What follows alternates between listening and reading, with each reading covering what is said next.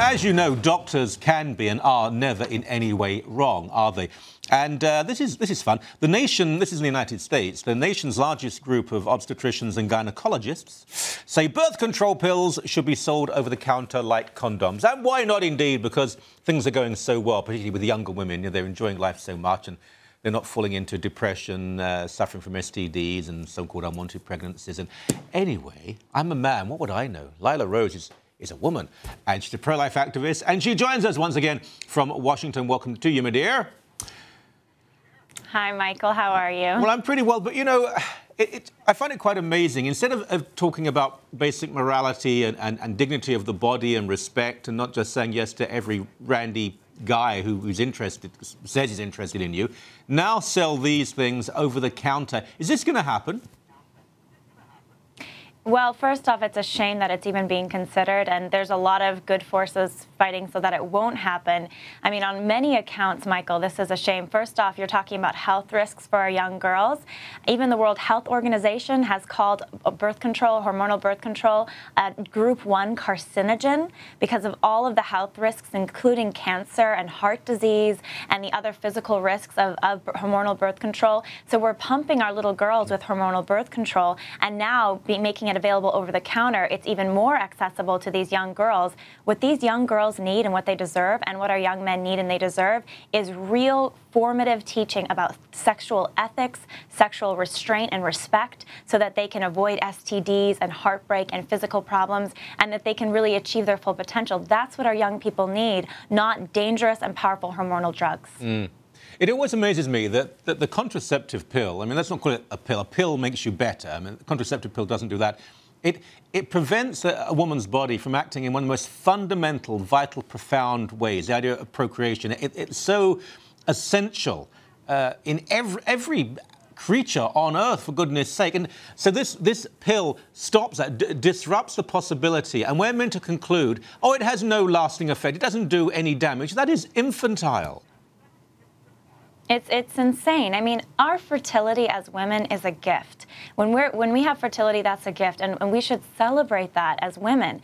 And what our societies are telling us, what these supposed health experts are saying, is that it's a threat. We need to limit it and control it and hurt our own bodies with hormonal contraceptives that could even work as abortifacients, which would hurt an innocent and a newly forming little child. I mean, the attack on our womanhood and on our dignity, it's completely outrageous, especially when you consider that so many women are completely, and especially young women, are completely being misinformed about their sexuality, about their dignity, the dignity of their sexuality, the purpose of it. Fertility is a good thing. It's a gift.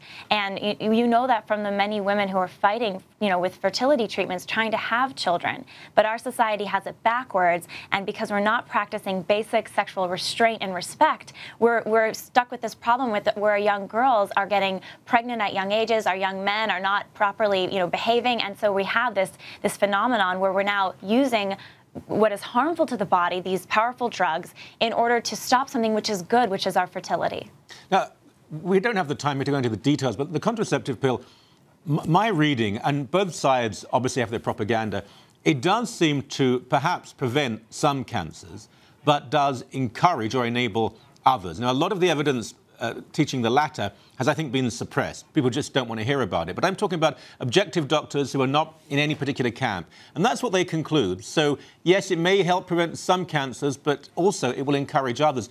That's one hell of a risk, just to make sure that some guy can have sex with you. Because generally, let's be honest here, it's about a woman controlling her sexuality and reproduction. It's frequently about men saying, if you loved me, you would. Exactly. And Michael, the risk of breast cancer, the increase of the risk of breast cancer far outgoes any other risks that it detracts, it takes away, that hormonal birth control takes away. And I think you said it very bluntly, but well. I mean, hormonal birth control and the way it's being used and pushed on our little girls is to make them more sexually available. And sexual availability does not empower women to pursue the lives that they want, because our fertility is there and it's a gift. Instead, women should be respected. Young men should respect themselves and our young women, and that's the message we need to be sending to our young teens, instead of giving them these drugs that are going to hurt their bodies and hurt their long-term health and their long-term success. Part of this, too, is to keep in mind that this contraception does in no way avoid STDs or protect these young children from STDs or protect them from all of the other health risks that they can bring, or even sometimes protect them from pregnancy. Pregnancy still happens.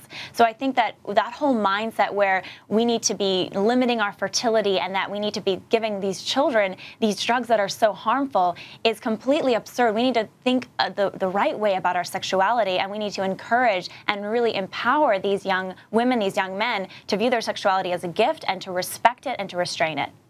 You know, on a pragmatic level, if there was evidence that since the pill was pretty much universally available, if women, for example, had been happier, more comfortable in their sexuality, and so on, there'd be an argument, even if it wasn't a moral argument, it would be a practical argument, a pragmatic argument. But all the evidence shows that pretty much every year since the contraceptive pill was made readily available, sexuality-linked depression and mental illness, so-called unwanted pregnancies and abortion, the STD rates, including AIDS, have gone through the roof. So we're not exactly creating a harmonious, happy society with all this, are we? Absolutely not. I mean, contraception, hormonal contraception pushed on our young girls, pushed on women as a somehow savior to empower us is a lie. And we know it's a lie because of the health risks that it poses. We know it's a lie because of the way that it makes us think that we need to be sexually available or sexually free, when really sexuality, like anything else in life, comes with responsibility. And that responsibility in the end can empower us because we can see things for what they are and make choices that are actually good for us. And our young people need that message that their sexuality is a gift, their bodies are a gift, that there's a plan for their sexuality, and that just like they're fighting in class for good grades and to get into good colleges, they should also look at themselves and say, look, my long-term plan is maybe I want to get married and have a family someday. So I'm going to practice sexual restraint, sexual respect, so I can enjoy my sexuality in a trusted relationship lifelong with my partner and have children with them. And that's what young people want in their hearts anyways, Michael. Right. And so when these so-called health experts push hormonal contraception on our girls, hurting them physically, I think it's an outrage and a shame. Okay. Sometimes, though, I think of myself, my body a gift? No, I think it was probably a punishment. However, as always, it's a great pleasure. Thanks for being on the show. Of course. Thanks, Michael.